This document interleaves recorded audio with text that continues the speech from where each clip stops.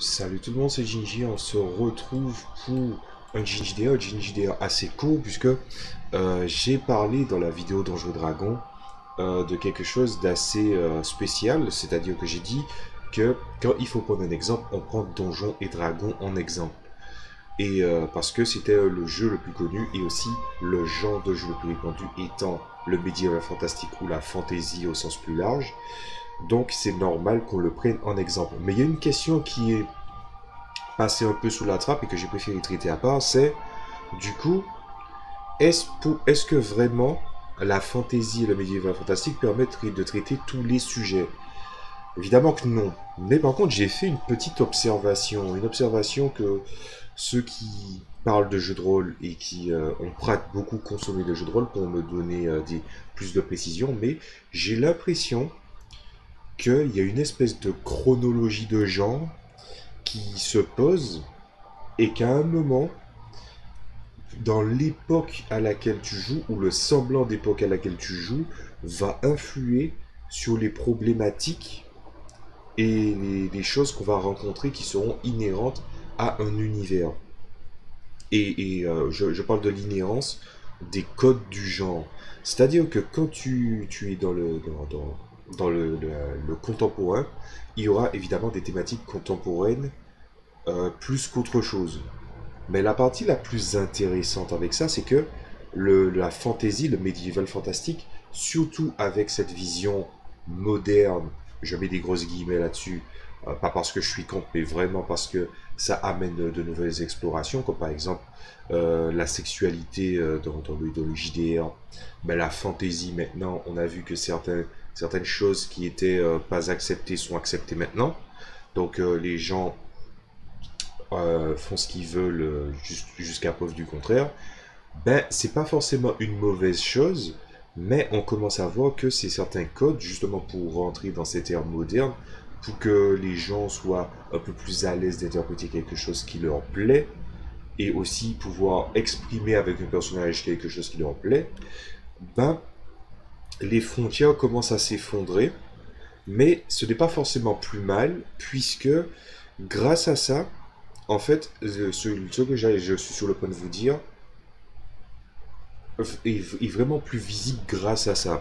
C'est-à-dire que vous avez le médiéval fantastique, la fantasy, qui est plus ou moins, en tout cas à mes yeux, le point central, le point d'équilibre. C'est-à-dire qu'il y a des époques, donc début de l'aube de l'humanité, puis l'Antiquité, puis le médiéval ou le médiéval fantastique, et dans la sphère de toutes les œuvres qui sont médiévales fantastiques ou proches de la Renaissance et de fantasy, ont plus ou moins les mêmes codes, et certains de ces codes ou certaines de ces approches d'univers sont dans les univers fictifs sont très très similaires à tous les gens, c'est-à-dire ceux qui sont en dessous et qui sont précédés, et ceux qui sont au-dessus et qui sont à une ère plus avancée, c'est-à-dire le contemporain, l'anticipation, la science-fiction et ce genre de choses-là. Ce qui fait que, au final, dans la réflexion, est-ce que la fantaisie et le médiéval fantastique n'est pas le point central qui permet de tout traiter et d'avoir finalement le doigt sur quelque chose? Je dis ça parce que par exemple, il y a des éléments de fantaisie qui te dit que la magie c'est plus ou moins une science et les éléments de technologie très très avancés peuvent être pris un petit peu pour de la magie dans certains genres de la science-fiction.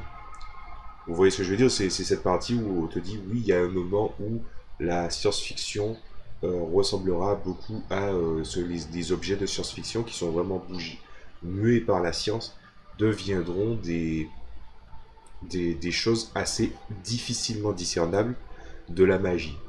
Ah ben, à ce moment-là, on commence à voir à certains points, quand on parle dans le fantastique, dans l'horrifique ou dans le surnaturel, on peut le traiter dans tous les genres aussi. Donc, en fait, le médiéval fantastique et la fantasy n'est-il pas le point central qui permet de tout traiter? C'est ça que j'ai passé sous la trappe lors de la dernière vidéo concernant D&D. Parce que quand tu vois que les œuvres de fantasy, finalement, ils sont placés de façon à ce que quand tu veux les faire avancer, quand tu veux les moderniser avec le regard de quelques de l'ère de maintenant, tout en sachant que la médiévale fantastique, finalement, quand on l'a dans notre imaginaire, c'est une vision plus ou moins, je dirais pas fantasmée, mais vulgarisée. Donc oui, on sait que le médiéval, les gens étaient méfiants, les gens étaient racistes, les gens étaient, ils étaient ce qu'ils étaient, quoi. Et finalement, on n'a pas trop ou peu de détails là-dessus. C'est juste qu'on était dans une ère de méfiance, de lutte, de combat, de gens qui prétendent se battre pour l'axe du bien, ce genre de choses-là. Et en avançant, ben, on se rend compte que les œuvres qui auraient pu avoir une approche comme ça, comme par exemple les D&D, les Warhammer, ouais, Warhammer, oui. Parce que je me disais, oui, mais est-ce que c'est Warhammer ou Warhammer 40 000 non, Warhammer aussi. Euh, voilà, il y avait vraiment ce côté, il y a vraiment ce côté différence entre les personnes, différence de traitement aussi, les histoires racontées, l'acceptation, le rejet, la méfiance, la lutte pour ce qu'on considère comme faisant partie de notre vie, et aussi évidemment ce qu'on considère comme le bien, ce qu'on considère comme le mal. Euh, on pourrait même dire aussi la remise en question de la notion de l'alignement. J'en ai parlé aussi assez rapidement, mais l'alignement est en train de mourir. C'est plus un truc qui a une fonction de mécanique de gameplay. Moi, j'ai toujours vu comme ça dans les systèmes D20. Et même les gens qui aiment Donjons et Dragons, ils disent ils le virent. Et un truc encore intéressant, c'est que j'ai vu une vidéo récemment où les gens te disaient, où le gars te disait, bon ben très clairement, qu'est-ce que ça veut dire quelqu'un d'alignement mauvais? Est-ce que vraiment on peut jouer avec des gens qui sont d'alignement différents, très très différents? Et moi-même, j'avais dit non. Puis ensuite, ce qui s'est passé, c'est que le gars, il a réussi à expliquer ça très très bien. Je vais essayer de mettre le lien en description. C'est en anglais, à activer les sous-titres, mais c'est vraiment très, même s'il parle très vite, j'ai très vite compris ce qu'il voulait dire. Et c'est très bien comme vidéo. Et cette remise en question de finalement de ce qu'on considère comme l'axe du bien ou pas, la cause à défendre ou pas, par exemple, les orques sont-ils tous mauvais? Voilà, vous vous souvenez de cette thématique un peu débile dont je vous ai pas rebattu les oreilles pendant un temps, où je vous disais qu'il y a des gens qui te disaient oui, les orques sont considérés comme des sauvages parce ils ont pas de traits de comportement de civilisation proches des Européens. La personne, franchement, une personne soi-disant qui défend le bien commun et qui de la bien-pensance, et puis il te sort une débilité comme ça, juste ridicule. Donc c'est un peu de ça qu'on parle. Donc ça aussi, c'est-à-dire la créature sauvage, la créature civilisée, toutes ces luttes, toutes ces œillères, toutes ces barrières, cette barrière contre l'ignorance, ben, des gens peuvent décider d'embrasser cette voie de l'ignorance ou des gens peuvent décider de s'en abstenir. Par exemple, pour moi, les orques, c'est vrai qu'on souvent quand on veut te mettre dans un univers de système des vins, un orc gentil, on te met un demi-orc. Ouais, ça m'a toujours fait chier en fait.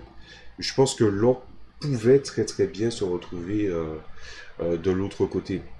Et justement, c'est à ce moment-là où on se rend compte que la vision du bien et du mal n'est pas dans la nature, c'est-à-dire n'est pas forcément seulement dans l'axe de la nature, c'est-à-dire la personne est bonne ou mauvaise dans le fond. Même si j'ai tendance à croire qu'il y a des gens qui sont bons et mauvais dans le fond, mais ce n'est pas ça exprimer l'alignement. L'alignement te prend un axe moral et un axe social. Mais il y a un autre axe qui est important aussi, c'est l'axe de la motivation des actions.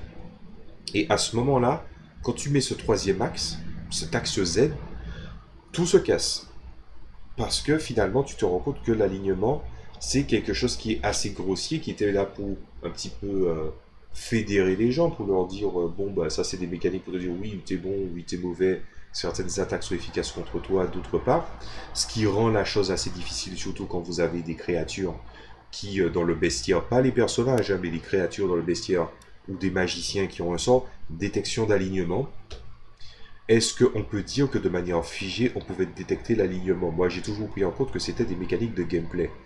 Mais, quand on regarde à tout casser cette situation, ben, en tout cas pour ce qu'elle est, oui, quelqu'un peut très bien être mauvais dans le fond, mais est-ce que ses actions pourraient pas être motivées par le bien avec une intention peut-être de lutter contre sa nature ou de changer ou tout simplement que ce qu'on considère comme mauvais, c'est son héritage et non pas lui-même. Est-ce que finalement le regard de l'autre pousse pas les gens à se comporter différemment? Et cette thématique, elle est très intéressante parce que c'est ça qui est très drôle avec le cliché des tieflins. Les tieflins, ce sont des demi-démons, mais il y a un rapport assez en deux mesures dans le traitement de certaines personnes dans des actuels ou dans des récits. C'est que tu as le tieflin qui est le demi-démon, et on prend son héritage démoniaque, alors qu'en fait il n'est pas forcément mauvais, mais à chaque fois on dit oui, mais les tieflins ceci, oui, mais les tieflins cela.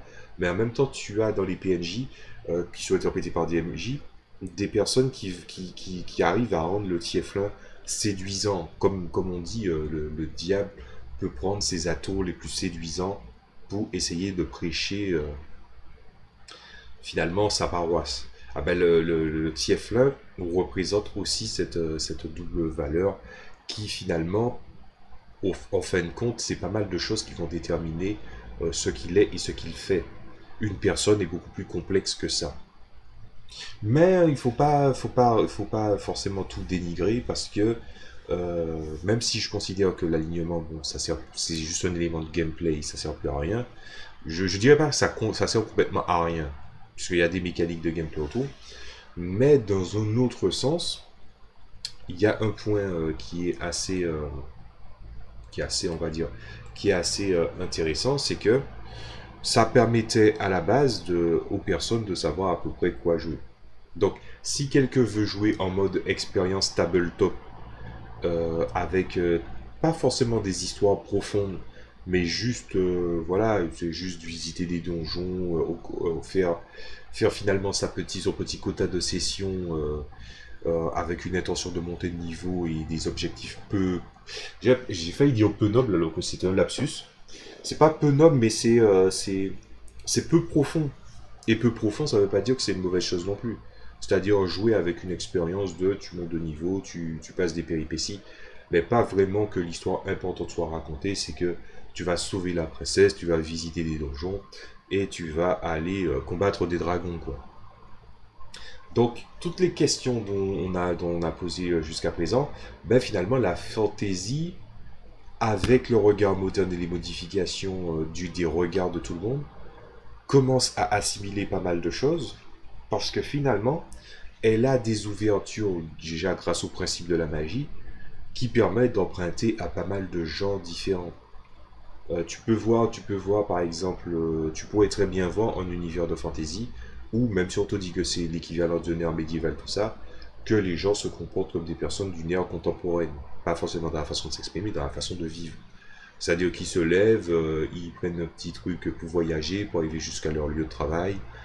Que ça ne changerait, voilà, métro, boulot, dodo, ça pourrait très très bien fonctionner. Donc, étant donné que cette limite devient floue, elle devient passe-partout. Et parce qu'elle devient passe-partout, on peut traiter de très très nombreux thèmes. Voilà, ben, il n'y a pas de conclusion à ça, c'est juste que je voulais apporter une petite réponse à ce truc-là.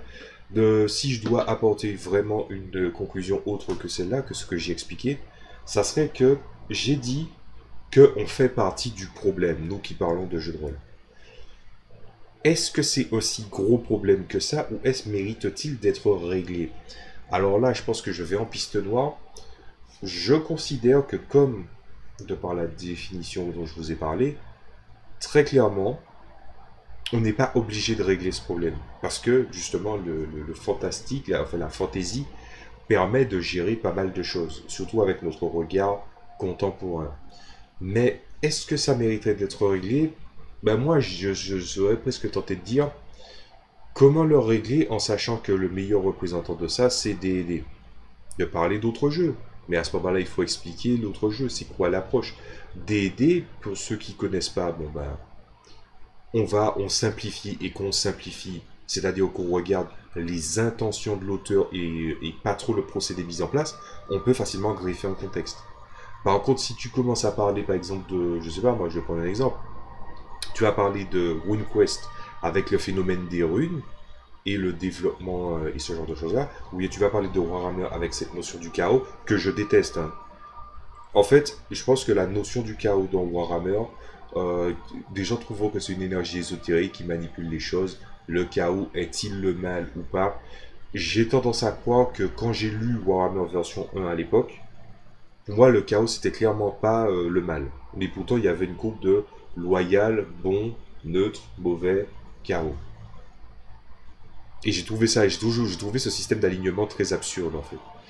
Et surtout, il y avait un supplément sur la magie qui montrait qu'il y avait une femme qui avait une queue, une espèce de queue draconique en or, qu'elle dissimulait sous sa robe, et que finalement, elle n'était pas si mauvaise que ça. En fait, quand je dis elle n'était pas si mauvaise que ça, c'est qu'elle n'est pas mauvaise du tout, elle cache juste cette mutation. Donc finalement, qu'est-ce que le chaos? Et on voit que dans les définitions, autant dans le wargame que dans le lore, on se rend compte que le chaos est maintenant désigné comme l'axe du mal absolu. Et pas des genres des subtilités.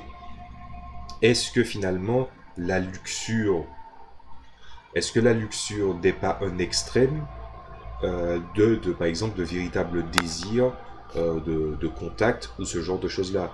Est-ce que finalement la maladie, tout comme par exemple on voit que il y a les thématiques sur le fait qu'il y a la pestilence, la maladie, est-ce que finalement l'axe du fait qu'il y a de la maladie montrerait finalement une certaine résilience de cette dite maladie comme une adversité à surpasser et que comme elle génère de l'adversité, ben c'est ça qui finit par enrichir les formes de vie en surpassant justement les limites posées par la magie mais aussi posées par la nature.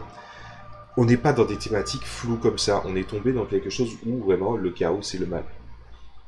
C'est pour ça que le contexte de Warhammer, c'est pour ça que je disais qu'il y a ce spectre projeté, c'est que finalement tu peux très bien présenter Donjons et Dragons, tu vas pas présenter un univers spécifique, c'est que tu sais que l'intention c'est que tu as un personnage héroïque, avec une classe héroïque, j'en ai parlé dans la vidéo d'avant, et que de l'autre côté, ben, les procédés, les règles, les mécaniques mises en place, ben, c'est là pour aider à gérer les conflits, et notamment le combat et ce genre de choses, ou certaines mécaniques, ou certaines compétences et autres, et que finalement la façon dont c'est traité ne t'empêche pas de raconter ce que tu as raconté quand tu dois donner un exemple. Vous voyez où je veux en venir? Donc est-ce que franchement citer Donjons et Dragons, c'est un problème qu'il appartient de régler? Ben je suis assez mitigé. Je pense que c'est un ça a la valeur de peut-être être connu, ce qui est bien ou pas bien, mais comme il n'y a pas trop de contexte, ou bien les contextes est donné par les multivers, et que les multivers ne changent pas certaines teneurs, certaines règles, en fait des règles trop qui altéreraient trop l'univers et sa perception, bah du coup, tu peux raconter ce que tu veux avec. Mais peut-être en parler moins, peut-être parler d'exemples, c'est ce que je fais un petit peu avec en présentant l'exemple dans mes JDR, puisque au moins là, le contexte, je le connais et je peux vous l'expliquer. C'est que des fois, je présente mon univers, mais on peut très bien essayer d'en parler moins de Donjons et Dragons. Mais ce spectre, il peut planer, c'est à nous que ça appartient de devoir savoir si on va en parler ou pas. Mais ce n'est pas un problème qui apparaît si grave que ça. C'est juste que quelqu'un qui connaît bien D&D, si tu dis ça et que tu prends des exemples en prétendant que cet exemple-là existe dans D&D, ben, s'il n'existe pas, ben, tu n'as pas été pertinent. Voilà. Mais après, il y a des gens qui manquent déjà de pertinence avec D&D justement à cause de cette ombre portée et en ne regardant pas sa proposition. Ben voilà, ben c'est tout ce que j'avais envie de vous dire. C'est un sujet qui a été très intéressant à traiter et surtout très très court, 19 minutes, ça va, ça passe. Donc, allez, je vous emmerde une dernière fois avec ça, c'est si vraiment vous avez des choses à dire, vous voulez remplir les trucs, n'hésitez pas à mettre les commentaires. Mais par contre, si vous voulez être au courant des dernières vidéos, faites attention avec toutes les chaînes que vous regardez, les flux d'activité sont un peu bancales à cause des algorithmes de YouTube. Donc, allez plutôt directement sur la chaîne manuellement, soit la mienne ou celle des autres. Vous tapez Aldor Adjinji et regardez s'il n'y a pas de nouvelles vidéos qui sont sorties entre temps. C'était Ginji, je vous dis à très bientôt. Salut à tous.